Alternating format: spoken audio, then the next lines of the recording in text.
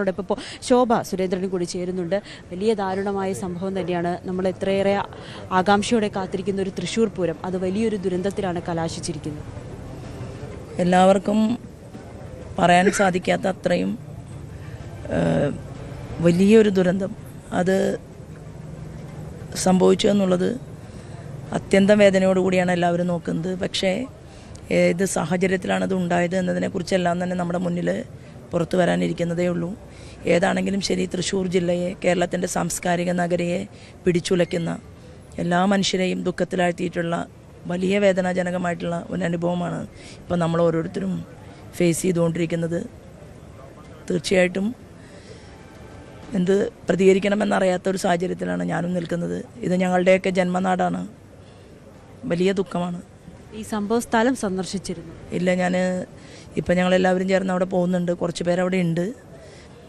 പക്ഷെ മെഡിക്കൽ കോളേജിലാണ് നിൽക്കുന്നത്.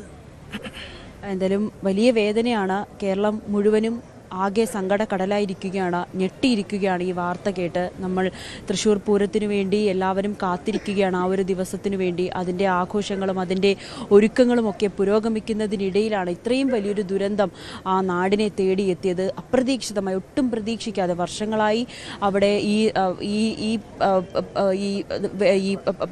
ഈ പടക്കശാല ഉള്ളതാണ്. അവിടെ ഇതിനു വേണ്ടിയിട്ടുള്ള തയ്യാറെടുപ്പുകളൊക്കെ നടത്തുന്നതാണ്. പക്ഷേ ഇത്തവണ ഈ സംഭവിച്ചു എന്ന് പറയുന്നത് ഏറെ ഞെട്ടലോടുകൂടി തന്നെയാണ് കേരളം കേട്ടത്, നമ്മൾ ഓരോരുത്തരും കേട്ടത്. എന്തായാലും ഇപ്പോൾ രക്ഷാപ്രവർത്തനങ്ങൾ പുരോഗമിച്ചുകൊണ്ടിരിക്കുകയാണെന്നാണ് മന്ത്രി അടക്കം പറയുന്നത്. അതിലിപ്പോഴും വെല്ലുവിളിയായി തുടരുന്നത് രേണുക, ഈ പടക്കശാലയിലെ തീ ഇപ്പോഴും പുകയുന്നുണ്ട്. സ്ഫോടന വസ്തുക്കൾ ഓരോന്നായി പൊട്ടുന്നുണ്ട്. അത് കൃത്യമായി എത്രയുണ്ടെന്നൊന്നും കണക്കാക്കാൻ കഴിയാത്തൊരവസ്ഥയാണ്.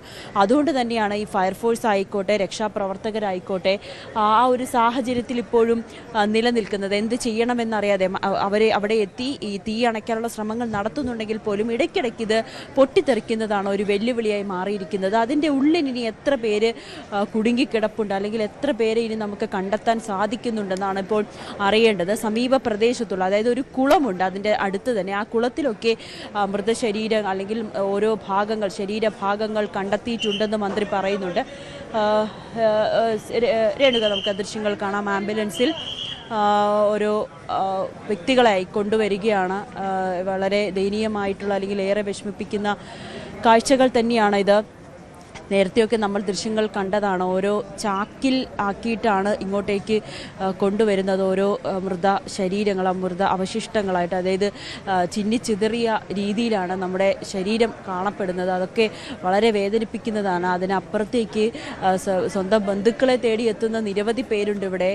അവരെ രക്ഷപ്പെട്ടോ അതോ ഇപ്പോഴും അവിടെ തന്നെയാണോ, കുടുങ്ങിക്കിടക്കുകയാണോ എന്നൊന്നും അറിയാതെ നിരവധി പേരാണ് ഇവിടെ എത്തിയിരിക്കുന്നത്. ആ ഒരു വളരെ വിഷമിപ്പിക്കുന്ന കാഴ്ചകൾ തന്നെയാണ് നമ്മളിപ്പോൾ ഈ തൃശ്ശൂർ മെഡിക്കൽ കോളേജിൽ നിന്നും കാണാൻ സാധിക്കുന്നത്. എന്തായാലും വളരെ രക്ഷാപ്രവർത്തനം ഊർജിതമായി തന്നെ പുരോഗമിക്കുകയാണ്. ഒരു നിമിഷം പോലും പാഴാക്കാതെ എത്രയും വേഗം ആളുകളെ കഴിയുന്നതും രക്ഷിക്കുക എന്നൊരു ഉദ്ദേശം തന്നെയാണ്, അല്ലെങ്കിൽ എത്രയും വേഗം ഇവരെ ഇങ്ങോട്ടേക്ക് എത്തിക്കുക, വേണ്ട ചികിത്സ കൊടുക്കുക എന്നത് തന്നെയാണ് ഇപ്പോൾ ഓരോരുത്തരും മുന്നിലേക്ക് വയ്ക്കുന്നത്. നമുക്ക് ഈ ദൃശ്യങ്ങൾ കാണാം. ഓരോ ശരീരഭാഗങ്ങളായിട്ട് മാത്രമാണ് ഇങ്ങോട്ടേക്ക് കൊണ്ടെത്തിക്കാൻ സാധിക്കുന്നത്. ഒരു ചാക്കിലാക്കി രീതിയിലാണ് ശരീരഭാഗങ്ങൾ.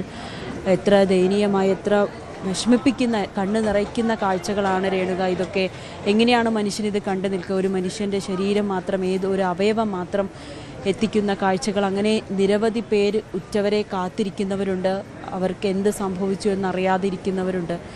എന്തായാലും രക്ഷാപ്രവർത്തനം ഇപ്പോഴും പുരോഗമിക്കുകയുണ്ട്. ഇടയ്ക്കിടയ്ക്കുള്ള ഈ സ്ഫോടനത്തിൻ്റെ പൊട്ടിത്തെറിയാണ് അതിലേറെ ഈ രക്ഷാപ്രവർത്തനത്തിൽ ഒരു പ്രതികൂല സാഹചര്യമായി നിൽക്കുന്നത്. അപ്പോൾ പോലും കഴിയുന്നതും ആളുകളെ രക്ഷപ്പെടുത്തുക, അല്ലെങ്കിൽ അവരുടെ ശരീരങ്ങൾ ആശുപത്രിയിലേക്ക് എത്തിക്കുക എന്നത് തന്നെയാണ് ഇപ്പോൾ മുന്നോട്ട് വയ്ക്കുന്നത്. എന്തായാലും